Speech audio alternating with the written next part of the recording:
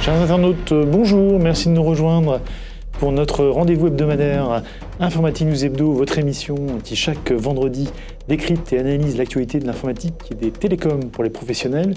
Et justement, pour analyser cette actualité, je suis en compagnie de notre rédacteur en chef, Guy Hervier. Bonjour Guy. Bonjour Jean-François. Alors Guy, on commence ce passage en revue de l'actualité par un OS de chez Google que peut-être certains de nos lecteurs avaient oublié, qui s'appelle tout simplement Fuchsia.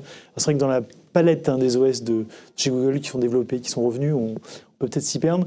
Alors la nouveauté, c'est que Fuchsia, OS open source, s'ouvre enfin, aux contributions extérieures. Effectivement, il devient un véritable système open source, dans le sens où toute la mécanique qui caractérise les projets open source est mise en place par Google. C'est pas nouveau. Fuchsia, ça a été annoncé pour la première fois il y a 4 ans. Et d'ailleurs, Google n'a jamais vraiment défini ce qu'il voulait faire avec cet OS. Je disais d'ailleurs, dans la galaxie des OS Google, on a parfois un peu de mal à s'y retrouver. Voilà. Mais en tout cas, je crois que la conséquence qu'on peut tirer de ça, c'est que on pense que le paysage, il est établi une fois pour toutes, que les OS, on a Windows d'un côté, iOS de l'autre, Android, etc. Et qu'en fait, malgré tout, les choses évoluent au long cours. C'est-à-dire qu'il peut apparaître des changements, des nouveautés. Donc ce Fuchsia, il a été annoncé il y a 4 ans, et donc on le dit, Google le lance un peu comme un projet open source. Donc ça veut dire avec des contributeurs, avec une liste de diffusion, avec un suivi des bugs, avec une roadmap aussi pour expliquer un peu comment ça a évolué. Alors le terme Fuchsia, on peut peut-être en dire 2 mots. Le Fuchsia, c'est le mariage du rose et du violet, et c'est pour en fait expliquer le fait que le noyau de cet OS qui s'appelle Zircon est un peu la fusion de 2 noyaux, Magenta et LK pour Little Kernel. Donc Magenta, c'est un noyau qui avait été développé pour les smartphones et les PC, et LK, c'est Little Kernel, qui avait été développé pour, je dirais, tout ce qui est Internet des objets, équipements sur la périphérie. Donc c'est un peu le mariage de ces deux-là. Alors est-ce que ça veut dire qu'à terme ce sera un OS universel? On ne le sait pas, mais en tout cas on connaît les moyens de Google, on sait déjà ce qu'ils ont été capables de faire. Le développement d'Android, c'est quand même quelque chose d'assez spectaculaire. Donc on peut s'attendre peut-être que dans les mois, les années qui viennent, ce nouvel OS puisse s'imposer pour des applications qu'on ne connaît pas encore. Bon, suite au prochain épisode. En attendant, Guy, il y a un anniversaire, parce qu'on parle de langage, que peut-être certains de nos lecteurs ont oublié, c'est JavaScript qui fête ses 25 ans. Oui. Et ça nous ramène à une histoire de l'informatique que certains d'entre nous ont peut-être un peu oublié, parce que c'est des acteurs finalement qui ne sont plus là. Exactement. On remonte donc 25 ans, 1995. C'était l'aventure de Netscape. C'est un nom qui peut-être ne parle pas à nos plus jeunes de nos lecteurs, mais c'est pas si vieux que ça finalement. Et donc Netscape avait, donc en reprenant des développements qui avaient été faits par Mosaic dans une université américaine, avait lancé un navigateur. On ne savait pas trop ce que c'était, mais en gros c'était profil navigateur commercial, on va dire. La possibilité finalement d'aller sur l'internet avec une interface qui soit acceptable, si je puis dire, avec des mécanismes un peu différents. Et donc Netscape avait développé ce langage qui au départ était un langage plutôt orienté serveur, avec une version allégée côté client, et qui aujourd'hui, alors il a été ensuite, il y a eu un partenariat avec Sun Microsystems, il a été standardisé par l'ECMA 2 ans plus tard, et c'est devenu aujourd'hui un des langages, un des standards parmi les plus utilisés. De temps en temps, on fait la liste des classements. Alors on sait qu'en ce moment Python c'est à le vent en poupe, Java aussi, mais JavaScript est toujours extrêmement présent dans tout ce qui est développement des applications web. Autour du web. Alors il faut rappeler quand même que JavaScript et Java n'ont strictement rien à voir. Enfin, ils ont des inspirations communes, mais ce sont 2 langages bien différents, aussi différents que pourraient être Visual C++ et Visual Basic, par exemple. Ce sont 2 choses très, très différentes. Donc là, c'est un peu, il y a une appellation qui entraîne la confusion.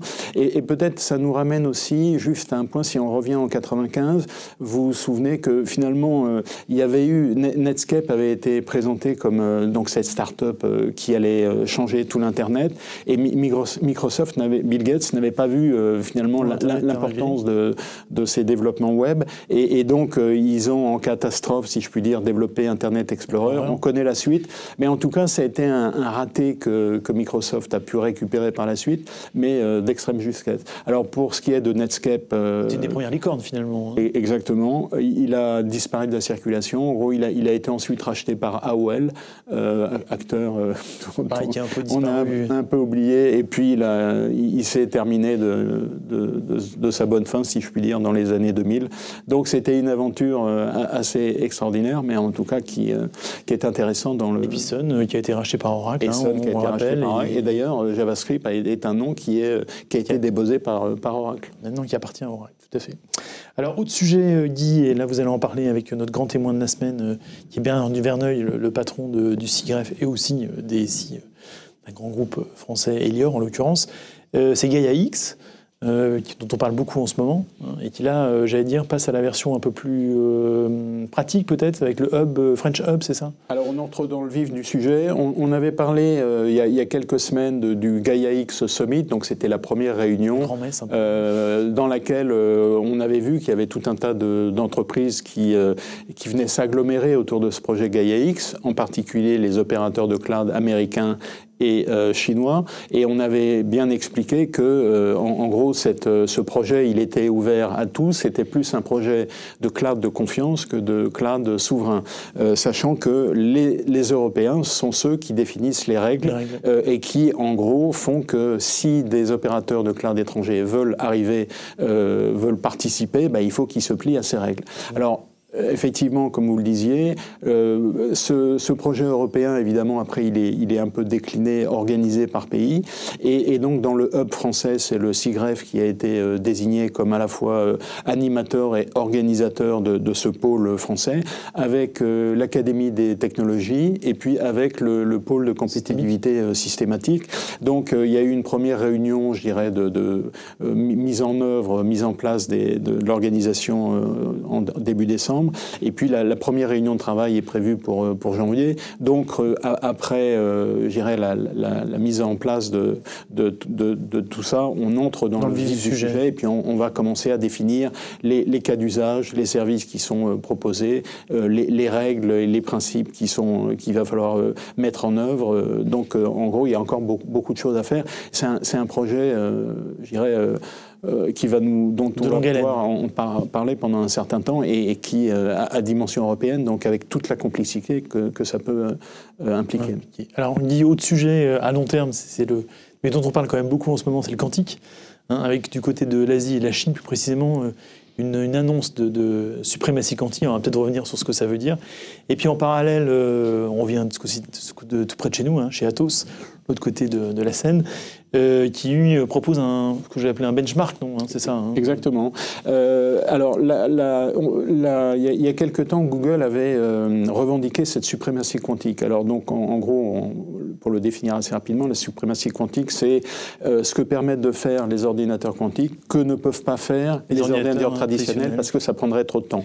Et quand on dit trop de temps, c'est pas 2 ans, c'est 10 000 ans, 50 000 ans. Bon, c'est énormément de temps. Donc, c'est pas qu'elles peuvent faire des choses plus vite, c'est qu'elles peuvent faire des choses que ne peuvent pas faire les... Donc ça, c'est, je dirais, la présentation générale.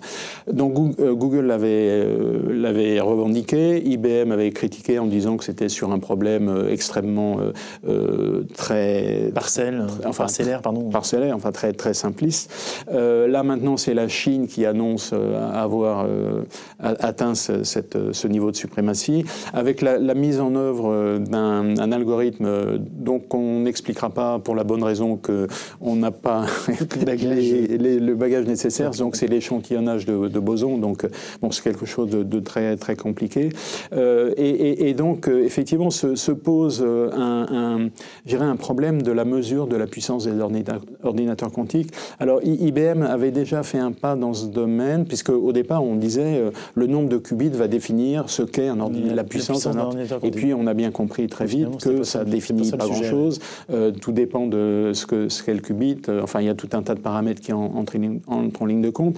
Donc IBM avait défini ce qu'ils appelle le volume quantique, c'est-à-dire quelque chose d'un peu plus général avec différents paramètres qui entrent en ligne de compte et qui malgré tout alors a été salué par la concurrence, mais qui semblerait avoir quelques limitations. Et donc on est à la recherche de ce benchmark, un peu comme vous savez pour les ordinateurs, les supercalculateurs, on a le LeanPack, le fameux LeanPack, qui est le même problème qu'on doit résoudre aujourd'hui qu'on résolvait dans les premiers superordinateurs. Donc ça donne quand même une idée sur un benchmark unique. Et là, c'est un peu ce qu'on est en train de faire. Donc c'est Atos qui propose ce qu'ils appellent le Q-score et qui, lui, serait basé sur un algorithme qu'on appelle MaxCut.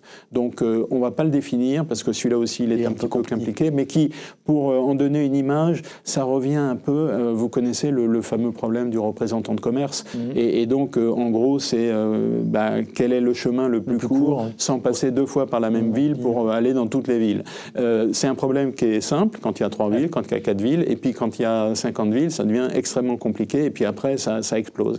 Donc, Atos propose, je dirais, de définir un benchmark. Bon, c'est une proposition, on verra si elle sera retenue, mais en tout cas, on voit bien qu'on est en train de se chercher dans elle-là pour en train de trouver la maturation, montrer comment les choses évoluent et ce que peuvent faire ces ordinateurs quantiques. Très bien. Alors Guy, le sujet de la semaine, c'est la tech européenne qui, j'allais dire, se réveille un peu, mais se réveille quand même doucement ou lentement. Voilà. Donc, avec une étude qui fait un peu le point sur les investissements dans le secteur, les valorisations. Quand l'Europe se réveillera lentement, on pourrait dire. Mais bon, il faut quand même saluer ce qu'il faut saluer. Alors, donc, c'est un rapport du cabinet britannique Atomico qui fait un peu l'état des startups en Europe. Et en gros, évidemment, la première mesure, c'est combien d'argent on est prêt à mettre dans ces startups. Et sur ce critère-là, on aura dépensé en 2020, malgré la conjoncture un peu particulière, on a dépensé comme on n'en a jamais autant dépensé. Alors pas beaucoup plus que le précédent record, mais quelque chose d'un petit peu plus élevé. C'est 41 milliards de dollars. Donc c'est un pas positif, avec aussi l'idée que les financements, vous savez comment ça fonctionne, hein, il y a un premier tour, un deuxième tour de table, etc. Et puis avec à chaque tour un montant un peu plus important avec la montée en puissance de l'entreprise et les tours de table, je dirais 3e ou 4e tour de table, avec des montants de 100 à 250 millions de dollars ou d'euros, ça ne change pas grand-chose, sont de plus en plus importants. Ça veut dire qu'en fait, les startups deviennent de plus en plus des entreprises solides. Donc c'est quelque chose qui est important parce que ça montre que ces startups européennes, elles deviennent de plus en plus pérennes. Donc 41 milliards, on a 115 licornes en Europe. Donc les licornes, vous savez, c'est celles qui sont valorisées à plus d'1 milliard de dollars. Donc c'est quand même significatif. Malgré tout, il faut rapporter ça à ce qui se fait ailleurs. Aux États-Unis, c'est quasiment 3 fois plus. Et en Asie, c'est quasiment 2 fois plus. Donc on est encore loin, mais on vient de loin. Donc je dirais que ça dépend comment vous voyez le verre, s'il est à moitié vide ou à moitié plein. Mais c'est quand même important. Avec quand même des succès, je dirais, assez spectaculaire. Spotify, bon, qui ne concerne pas notre secteur, mais Spotify est valorisé à 50 milliards de dollars. Advent, qui est une plateforme de paiement néerlandaise, est elle-même valorisée à 50 milliards de dollars. Donc c'est quand même des réussites assez spectaculaires. Dans notre secteur, il y a par exemple l'entreprise d'origine roumaine, UiPath, qui est un des spécialistes de l'automatisation logicielle, qui maintenant est allé aux États-Unis, parce que c'est une quasi-obligation, mais en tout cas, au départ, c'était bien une société européenne. Donc, il y a des entreprises comme Markel, par exemple, qui s'est distinguée récemment avec un tour de table important. Donc, c'est une place de marché un peu générique. Donc, on commence, je dirais qu'on monte en puissance et c'est quelque chose qu'il faut saluer, même si il y a encore de... Mais comme disait un ancien Premier ministre, la route est longue, la pente est raide. Voilà. Ça, c'était pour la semaine passée ou la semaine en cours, comme on veut. Et pour les semaines à venir, du côté des événements, j'allais dire, ça bouge un petit peu, avec le FIC qui traditionnellement devait avoir lieu fin janvier, et finalement se décale en attendant mieux début ou mi-avril, je ne sais pas. C'est ça, donc c'est en avril. Effectivement, c'est un pari. Et de ce point de vue-là, finalement, les organisateurs de salons ou de conférences sont un peu pris entre deux feux. C'est-à-dire que soit on le fait en distanciel, en visio, et effectivement, ça change la nature des choses. C'est peut-être plus facile pour une entreprise que pour un salon comme le FIC, qui a... Oui, la problématique d'interaction. Avec beaucoup d'intervenants différents et compliqués. Donc eux, ils ont pris le pari de repousser en avril en espérant, et ça on le verra, hein, on ne sait pas, on sera peut-être à la 3e ou à la 4e vague, en espérant qu'ils pourront le tenir en présentiel. Donc on le sait, c'est le FIC, c'est l'un des 2 grands salons européens de la sécurité qui normalement se tient en janvier à Lille et qui donc sera repoussé en avril. Mais finalement ce choix, il y a donc là, ça c'est cette possibilité, le repousser pour pouvoir le faire dans des conditions normales.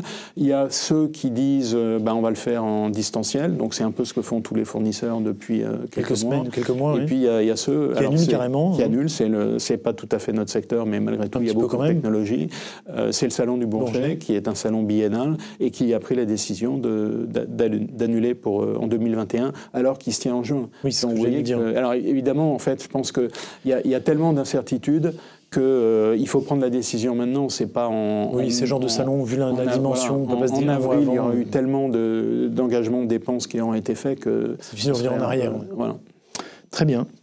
Et on traduit, et on finit, dit par notre traditionnel coup de cœur, coup de gueule. Cette fois-ci, c'est sur la mesure de la qualité des services des opérateurs mobiles, j'allais dire... du mieux, voilà. On puisse en dire on peut le saluer, donc on va dire c'est le coup de cœur de la semaine. Donc c'est l'ARCEP qui fait des mesures de qualité du service rendu par les opérateurs mobiles, donc les 4 grands français. Et donc je dirais que malgré les conditions un peu difficiles, je dirais pour améliorer l'infrastructure et donc le service, à constater avec les mesures, c'est quand même 1 million de points, je crois, un peu partout répartis sur le territoire pour faire ces mesures, donc c'est quelque chose d'assez sophistiqué, a montré que la qualité de service s'était améliorée. Donc je dirais que c'est très bien. Ça n'empêche pas que parfois, quand vous allez dans des coins je ne sais pas moi, la Creuse ou la Lozère, il y a peut-être même des endroits un peu plus fréquentés. Quelques trous dans la raquette, on va dire. L'accès à la 4G n'est pas toujours au rendez-vous, mais en tout cas, il y a une amélioration, il faut la saluer, et ce, en attendant évidemment la fameuse 5G qui va résoudre tous nos problèmes. Exactement. Très bien, Mehdi, je propose qu'on conclue là-dessus.